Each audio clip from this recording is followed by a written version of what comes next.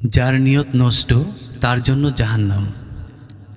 হযরত আবু হুরায়রা রাদিয়াল্লাহু তাআলা আনহু থেকে বর্ণিত, তিনি বলেন, আমি রাসূলুল্লাহ সাল্লাল্লাহু আলাইহি সাল্লামকে বলতে শুনেছি, নিশ্চয়ই সর্বপ্রথম ব্যক্তি কিয়ামতের দিন যার উপর ফয়সালা করা হবে সেই ব্যক্তি যে শহীদ হয়েছিল তাকে আনা হবে, অতঃপর তাকে আল্লাহর নিয়ামত রাজি জানানো হবে।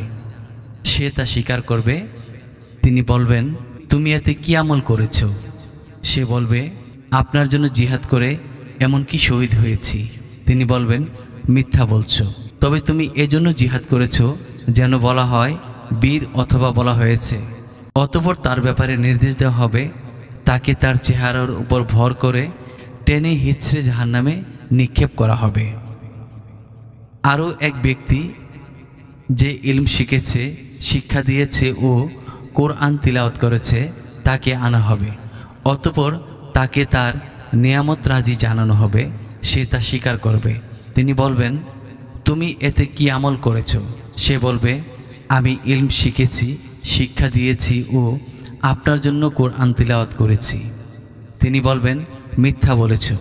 তবে তুমি ইলম শিক্ষা করেছ যেন বলা হয় আলেম, কোরআন তিলাওয়াত করেছ যেন বলা হয় সে কারি, অতএব বলা হয়েছে। অতঃপর তার ব্যাপারে নির্দেশ দেওয়া হবে, তাকে চেহারার উপর ভর করে টেনে হিচড়ে জাহান্নামে নিক্ষেপ করা হবে।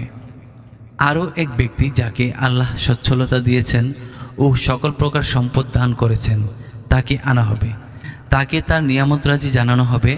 সে তা স্বীকার করবে। তিনি বলবেন, তুমি এতে কি আমল করেছ? সে বলবে, এমন খাত নেই যেখানে খরচ করা আপনি পছন্দ করেন, আমি তাতে আপনার জন্য খরচ করি নেই। তিনি বলবেন, মিথ্যা বলেছ। তবে তুমি করেছ যেন বলা হয় সে দানশীল, অতএব বলা হয়েছে।